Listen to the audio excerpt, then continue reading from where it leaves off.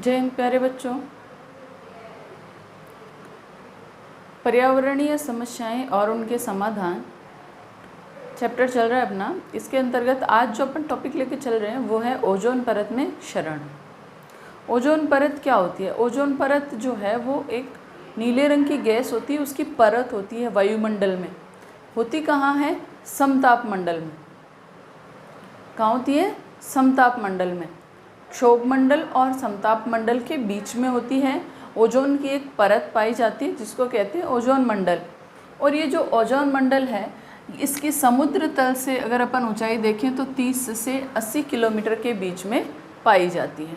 समुद्र तल से ओजोन मंडल की जो ऊंचाई है वो 30 से 80 किलोमीटर के बीच में पाई जाती है। और अगर अपन धरातल से देखें तो धरातल से जो इसकी ऊंचाई है वो लगभग 10 से 50 किलोमीटर के लगभग है।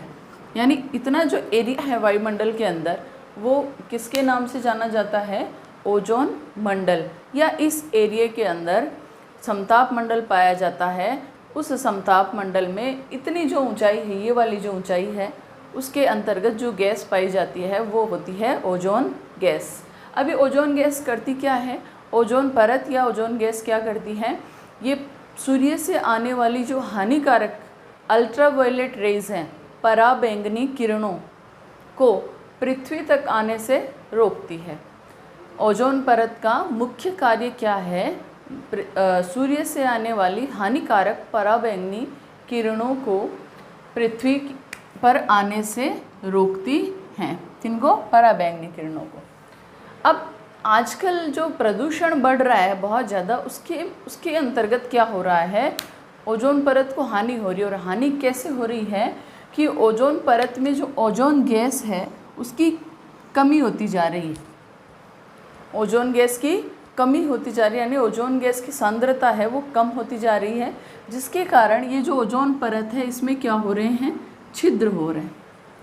अब ओजोन परत में छिद्र हो रहे हैं, इसका मतलब जो सूर्य से आने वाली किरणें हैं जो ओजोन परत के कारण रुक रही हैं, ओजोन परत के कारण क्या हो रही है? रुक रही हैं। अब अगर मान लो यहाँ छेद हो जाएगा तो ये क्या होगी? डायरेक्ट कहाँ आएंगी?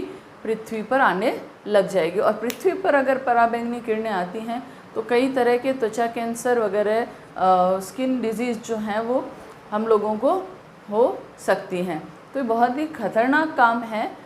और ये किस कारण फैल रहा है सबसे ज़्यादा? ये फैल रहा है CFC गैसों के कारण या हेलोजेनिक गैसों के कारण। क्लोरीन, फ्लोरीन, ब्रोमीन आदि जो हेलोजेनिक गैसें हैं इनके कारण सबसे ज़्यादा क्या हो रहा है? ओजोन गैस की सांद्रता में कमी हो रही है। किस कारण से होती है? देखो, इसमें एक रिएक्शन है कि जैसे क्लोरीन लिया अपन ने, हेलोजन गैस क्या ले ली? क्लोरीन। और ओजोन है O3, इसको क्या कहते हैं? ओजोन। तो एक क्लोरीन का परमाणु ओजोन के परमाणु से जब अभिक्रिया करता है तो क्या बनता है? क्लोरीन ऑक्साइड प्लस ऑक्सीजन का अणु। अब ये जो क्लोरीन ऑक्साइड है ये फिर से किससे रिएक्शन करेगा? फिर से ओजोन से रिएक्शन करेगा। तो ये क्या मुक्त कर देगा? क्लोरीन फिर से मुक्त कर देगा और ऑक्सीजन मुक्त कर देगा। यानी ओजोन का जो परमाणु है वो ऑक्सीजन के परमाणु में बंट गया। ओजोन तो नहीं रही, ओजोन खत्म हो गई। यानी यहाँ पे ओजोन का जो परमाणु था वो टूट गया। टूटने के कारण छोटा छिद्र हो गया, फिर से टूटा, फिर छिद्र फिर बड़ा हो गया, फिर बड़ा। इस तरह से अंटार्कटिका पर एक बहुत बड़ा छिद्र जो है वो बन चुका है। किसमें? ओजोन परत में, जो कि बहुत ही सोचनीय विषय है। अब ये जो रिएक्शन है वो इतनी खतरनाक है कि क्लोरीन का एक परमाणु क्या होता है? कोई भी पदार्थ है उसकी सबसे छोटी इकाई क्या होती है? परमाणु होती है। तो क्लोरीन का केवल एक परमाणु ओजोन के 1 लाख अणुओं को नष्ट कर देता है। अणु परमाणुओं से मिलकर बने होते हैं। जब 2 या 2 से अधिक परमाणु मिलते हैं तब अणु बनता है। यानी अणु बड़ी इकाई है, परमाणु सबसे छोटी इकाई है। तो सबसे छोटी इकाई होने के बावजूद भी क्लोरीन का एक परमाणु और ओजोन के 1 लाख अणुओं को नष्ट कर देता है। यानी बहुत ही तीव्र गति से यह जो अभिक्रिया है वो होती है और ओजोन के अणु जो है वो लगातार नष्ट होते जाते हैं। ओजोन के अणु जैसे जैसे नष्ट होते हैं वैसे वैसे ओजोन परत में छिद्र है वो बनते जा रहे हैं। और इसका सबसे बड़ा कारण है हेलोजेनिक गैस या CFC यानी अपन जो एयर कंडीशनर या रेफ्रिजरेटर या प्रशीतक के जो भी उपकरण यूज़ करते हैं उनसे निकलने वाली जो गैसें हैं उनका समूह क्या कहलाता है? क्लोरोफ्लोरोकार्बन, जो कि ओजोन क्षरण के लिए सबसे उत्तरदायी कारक माना जाता है। अब इसके प्रभाव क्या क्या हैं? इसके प्रभाव बहुत ही खतरनाक हैं। जैसे मनुष्य में अगर देखा जाए तो मनुष्य में त्वचा कैंसर आजकल खूब हो रहा है, लोगों के स्वास्थ्य के लिए बहुत ही हानिकारक है। मोतियाबिंद आँखों के लिए रोशनी, जो सूर्य से आने वाली डायरेक्ट रोशनी है, अल्ट्रावायलेट रेज हैं, वो आँखों के लिए बहुत खतरनाक है। मोतियाबिंद जैसी बीमारी है वो मनुष्य को हो जाती है। पादप प्लावक नष्ट, पादप जो प्लावक हैं, जो जंतु, जो बहुत छोटे छोटे जीव हैं समुद्र के अंदर, जो लहरों के साथ साथ चलते हैं, जिनको खाकर मछलियाँ जो है वो अपना पेट भरती हैं, वो नष्ट हो जाते हैं उस सूर्य की पराबैंगनी किरणों के कारण। तो जो खाद्य श्रृंखला है समुद्र के अंदर, उस पर बहुत बड़ा प्रभाव पड़ता है। फसलों की मात्रा और गुणवत्ता में कमी आती है। मनुष्य या कोई भी जीव जंतु, उसकी रोग प्रतिरोधक क्षमता पर बुरा प्रभाव पड़ता है और जो पृथ्वी का तापमान है वो लगातार बढ़ता रहता है। हाँ, तो बच्चों, ओजोन परत में क्षरण या ओजोन परत में छिद्र जो हो रहे हैं उसकी चर्चा कर रहे अपन। उसके कारण हो गए, प्रभाव हो गए। अब विश्व स्तर पर उसके क्या उपाय किए जा रहे हैं कि ओजोन परत का जो क्षरण है वो रोका जा सके, या हम लोग क्या कर सकते हैं? हम लोग ज़्यादा से ज़्यादा जितने अधिक पेड़ लगा सकें, जितने ज़्यादा हम पेड़ लगा सकें उतना ही हम अधिक प्रदूषण को रोक सकेंगे। और जो CFC उत्सर्जन वाले जो उपकरण हैं, CFC गैस उत्सर्जन वाले जो उपकरण हैं, उनका हम प्रयोग कम से कम करें, ज़रूरत के हिसाब से करें, अनावश्यक तौर पर उनका उपयोग न करें, ताकि CFC गैसों का जो उत्सर्जन है उस पर कंट्रोल किया जा सके। और अगर वो कंट्रोल होता है और पेड़ लगाने से प्रदूषण कंट्रोल होता है, तो ओजोन परत में जो छिद्र है वो धीरे धीरे क्या हो जाएगा? ओजोन सांद्रता बढ़ने के कारण धीरे धीरे वो छोटा और धीरे धीरे ख़त्म हो जाएगा। तो विश्व स्तर पर उपाय किए गए हैं इसके लिए। क्या क्या कि 2 मार्च 1990 को लंदन में ओजोन परत सुरक्षा संगोष्ठी का आयोजन किया गया है।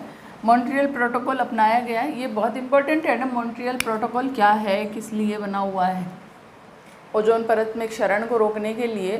और विश्व के 33 देशों ने 1987 में एक समझौते पे हस्ताक्षर किए कि वो CFC गैसों का उत्सर्जन क्या होगा, कम करेंगे। तो ये बहुत इंपॉर्टेंट है मॉन्ट्रियल समझौता। जो ये सम्मेलन लिखे हुए हैं मैंने, ये सारे सम्मेलन किससे रिलेटेड हैं? ओजोन परत में क्षरण को रोकने के लिए। आगे उसमें उपाय क्या किया गया? फ्रेओन को प्रतिबंधित किया गया। 16 सितंबर को अंतर्राष्ट्रीय ओजोन परत दिवस मनाया जाता है।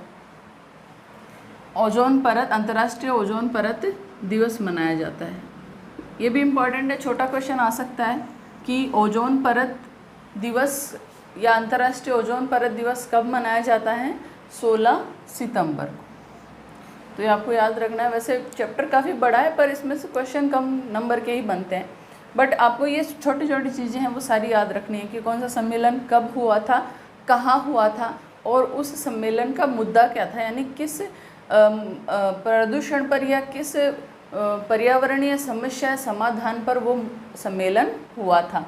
तो इसी तरह से पर्यावरण और पृथ्वी की रक्षा के लिए कई वैश्विक सम्मेलन या प्रयास किए गए। उनमें सबसे पहले अपन पढ़ेंगे स्टॉकहोम सम्मेलन, जो कि स्वीडन के स्टॉकहोम शहर में आयोजित हुआ था 5 जून 1972 को। 5 जून 1972 को स्टॉकहोम सम्मेलन शुरू हुआ था। वर्तमान में उसी 5 जून को किस रूप में मनाया जाता है? पर्यावरण दिवस के रूप में। ये भी इम्पोर्टेंट है कि पर्यावरण दिवस कब मनाया जाता है। ये क्वेश्चन काफ़ी बार आता है, छोटी क्लासेस में भी आता है। तो पर्यावरण दिवस कब मनाया जाता है? 5 जून को। कोकोयोग घोषणा मैक्सिको के कोकोयोग शहर में 1974 में आयोजित हुआ था। विश्व जलवायु सम्मेलन स्विट्जरलैंड के जिनेवा में 1979 में हुआ था। और मॉन्ट्रियल समझौता अपन पढ़ ही चुके हैं, 1987 में हुआ था, मॉन्ट्रियल में हुआ था। और UN पर्यावरण कार्यक्रम के तत्वाधान में हुआ था। UN पर्यावरण कार्यक्रम के तत्वाधान में हुआ था, जिस पर लगभग विश्व के 33 देशों ने इस समझौते पर हस्ताक्षर किए थे। और हेलसिंकी सम्मेलन 2 मई 1989 को हुआ था, जिसमें CFC गैसों के उत्सर्जन पर रोक लगाने के बारे में चर्चा या शपथ ली गई थी। तो ये हुआ था 2 मई 1989। अन्य और कई सम्मेलन हैं, वो अपन अगले वीडियो में उन पर चर्चा करेंगे। इस वीडियो में इतना ही करेंगे अपन। तो वीडियो आपको पसंद आया होगा, लाइक कमेंट ज़रूर कीजिए और चैनल को सब्सक्राइब ज़रूर कीजिए।